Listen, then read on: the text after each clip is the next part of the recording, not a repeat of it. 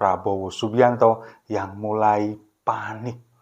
Dia kemudian mencoba mendekati Erick Thohir lagi, mencoba merayu jaga-jaga, siapa tahu Gibran nggak bisa maju. Kemarin Erick Thohir ini kemudian entah dia yang mengundang atau Prabowo yang inisiatif datang ke rumahnya untuk makan siang.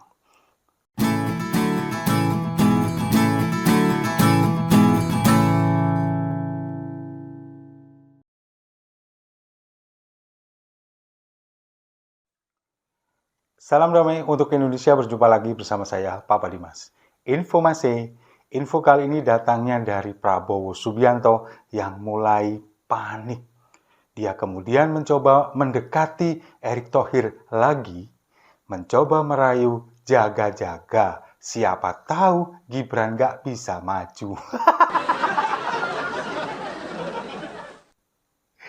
Kemarin Erick Thohir ini kemudian entah dia yang mengundang atau Prabowo yang inisiatif datang ke rumahnya untuk makan siang.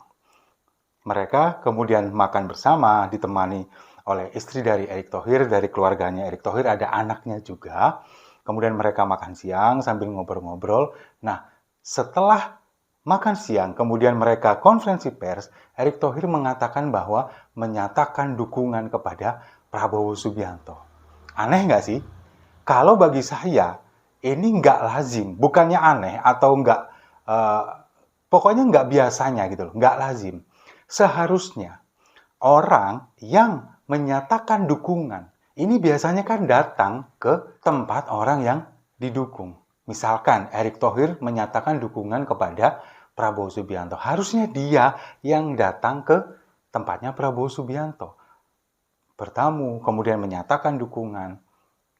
Tapi ini Prabowo Subianto yang datang ke rumahnya Erick Thohir, makan siang di sana, tahu-tahu Erick Thohir menyatakan dukungan. Ini kan ibarat kalau misalkan saya misalkan PDKT ke salah satu cewek. Kemudian saya datang ke sana, datang ke rumah cewek itu. Ngobrol-ngobrol-ngobrol, setelah itu si cewek ditanyain sama temennya, ngapain dia ke sini? Oh, itu aku lagi naksir dia, makanya dia datang ke sini. Kan kebalik. Harusnya si cowok yang naksir sama dia datang ke sana. Sama seperti yang disampaikan oleh Erick Thohir ini. Nah, ini ada apa sebetulnya? Apakah kemudian Prabowo datang ke sana lalu Erick Thohir ini dihipnotis? Ya kan nggak gitu. Nah, kalau bagi saya, ini semacam bentuk kepanikan dari Prabowo Subianto. Karena apa? Karena ada semacam ketakutan.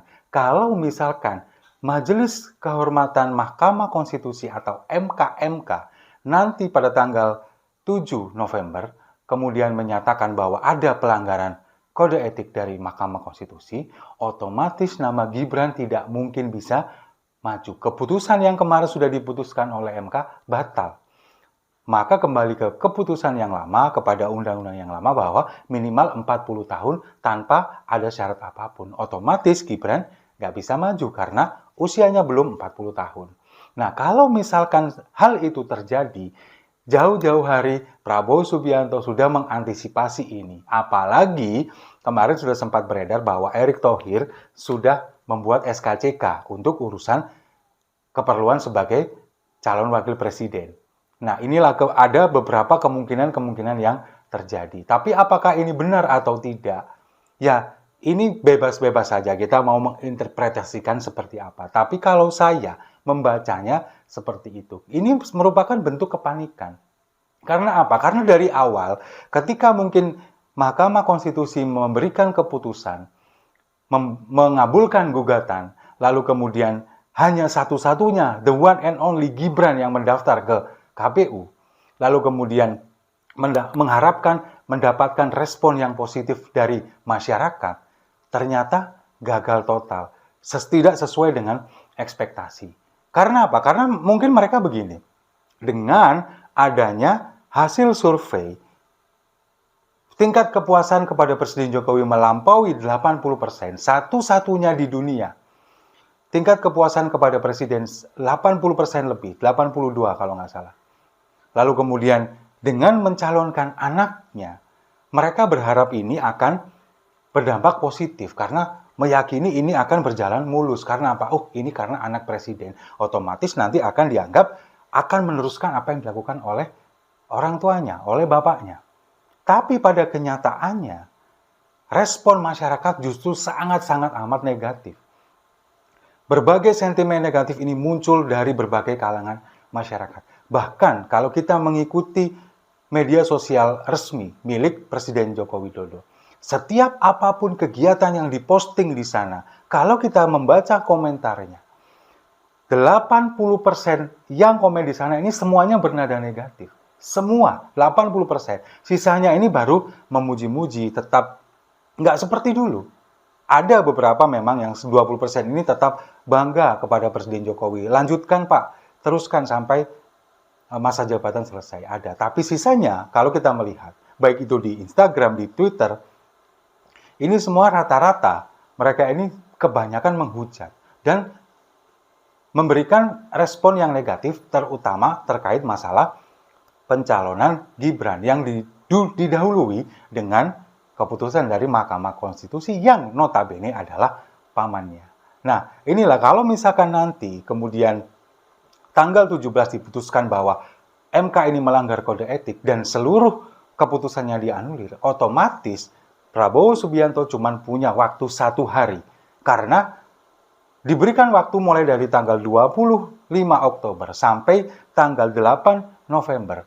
Ini untuk pengajuan pergantian calon. Kalau misalkan calon yang diajukan tidak memenuhi syarat. Dikasih waktu sampai tanggal 8. Nah, kalau misalkan keputusan ini tanggal 7, kemudian dianulir, nah, cuman butuh waktu 1 hari. Makanya Prabowo Subianto sudah mulai ancang-ancang dari sekarang. Karena Erick Thohir kemarin sudah ngurus SKCK, nanti kalau misalkan nanti dimajukan, otomatis dia tinggal melengkapi persyaratan, lalu kemudian tinggal tes kesehatan lagi. Karena nanti pada tanggal 13 November ini sudah pengumuman penetapan, kemudian tanggal 14 pengundian nomor urut calon. Nah, inilah yang kemudian membuat sekarang sepertinya kubu Prabowo ini panik nggak karu-karuan. Karena tidak sesuai ekspektasi. Harapannya ketika Gibran dimajukan sebagai calon wakil presiden dari Prabowo Subianto mendapat respon positif karena dia adalah anak Presiden Jokowi. Tapi ternyata harapan itu tidak pernah muncul. Harapan itu tidak pernah terjadi karena sekarang responnya negatif. Nah, berbicara masalah Mahkamah Konstitusi sekarang. Majelis Kehormatan Mahkamah Konstitusi, Profesor Jimli Asidik sebagai ketua, ini kan kemudian sudah menyatakan bahwa kalau misalkan ada keputusan ini yang dianulir, ini bisa saja masuk akal. Karena sudah ada undang-undangnya, sudah ada peraturannya. Sementara MK sampai sekarang sudah mengumpulkan bukti-bukti dugaan adanya pelanggaran kode etik dari Mahkamah Konstitusi. Yang salah satu poinnya ini yang mengatakan bahwa kalau misalkan ada kepentingan atau hubungan kekerabatan, hubungan kekeluargaan dari yang terlibat perkara dengan hakim yang memutuskan, ini hakimnya harus mengundurkan diri. Sementara hakim konstitusi di sini yang punya kepentingan dengan perkara yang diputuskan adalah Anwar Usman sebagai paman dari Gibran. Seharusnya pada waktu itu Anwar Usman ini mengundurkan diri untuk tidak terlibat dalam mengambil keputusan. Tapi ternyata diduga kuat Anwar Usman ini melakukan lobby-lobby kepada hakim konstitusi yang lain. Dan itu sudah dikumpulkan buktinya oleh Majelis Kehormatan Mahkamah Konstitusi dengan berdasarkan keterangan dari beberapa hakim konstitusi yang lain seperti Saldi Isra, kemudian Arief Hidayat, Eni Nurbaningsih. Ketika mereka kemudian diperiksa sambil setengah curhat, mereka menangis. Seperti seolah-olah nggak pernah mengalami kejadian seperti ini. Dan Jimli Asidik dan juga beserta tim kehormatan Mahkamah Konstitusi yang lain, ini juga merasa kok MK yang sekarang seperti ini. Nah, inilah yang kemudian membuat Jimli Asidik dan juga tim dari Majelis Kehormatan ini sedang mengumpulkan bukti-bukti dan kemudian keterangan dari sang penggugat ini, termasuk Denny Indrayana, kemudian juga ada 15 orang lainnya guru besar hukum tata negara, ahli tata negara ini, kemudian mereka sekarang sedang berusaha untuk meyakinkan kepada Majelis Kehormatan bahwa ini ada terjadi pelanggaran kode etik. Dan kalau misalkan benar terjadi pelanggaran kode etik, otomatis keputusan ini akan gugur, Gibran nggak bisa maju, dan otomatis seperti yang saya sampaikan tadi, Prabowo cuma punya waktu 1 hari. Makanya sekarang dia, karena ini tidak sesuai dengan harapan di awal, kemudian dia sekarang mulai panik, timnya mulai kepanasan, bingung dan sebagainya, sekarang berusaha mendekati Erick Thohir lagi. Seolah-olah kalau bagi saya dia datang ke sana kemudian Erick Thohir dirangkul, lu jangan kemana-mana ya, kalau misalkan ada apa-apa sama MK, lu gantiin dia. Kan seolah-olah seperti itu. Nah, cuman yang saya heran ini, kenapa kok Pak Erick Thohir mau? Nah, padahal dia kemarin sudah di PHP, kemarin dia sudah diberikan janji-janji ternyata tidak tersampaikan, tapi sekarang kok masih mau. Nah, sekarang jawabannya cuma satu, siapa sih yang nggak mau menjadi calon wakil presiden? Apalagi kalau misalkan nanti bisa menang dan menjabat. Siapa yang nggak mau? Saya juga mau.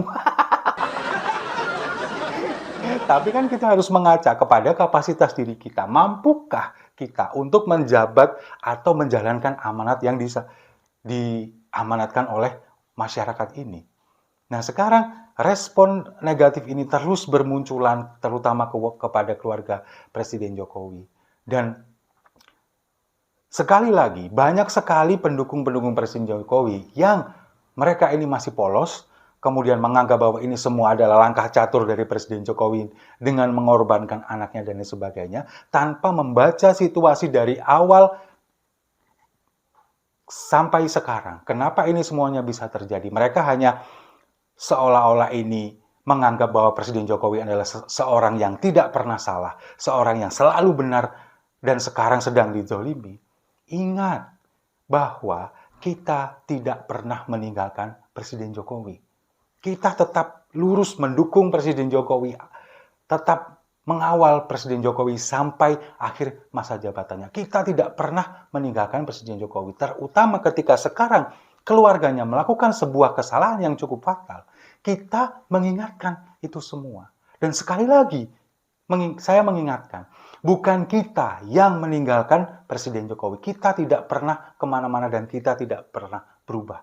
Yang meninggalkan adalah Presiden Jokowi, meninggalkan kita semua, meninggalkan para pendukungnya yang selama ini selalu di garis terdepan untuk membela ketika beliau dihujat, ketika kebijakannya dihina, ketika dikritisi, tapi dengan cara yang salah. Kita selalu ada di depan untuk meluruskan itu semua. Kita yang ditinggalkan.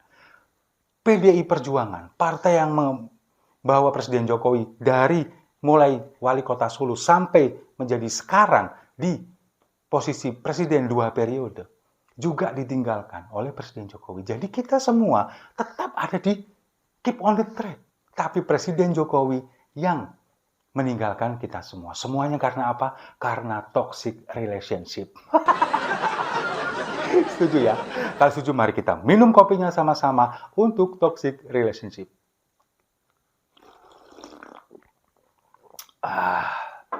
Saya rasa itu. Terima kasih sudah menyimak. Jangan lupa like, komen, dan subscribe. Sampai jumpa di video-video saya selanjutnya. Gerak cepat, Indonesia maju.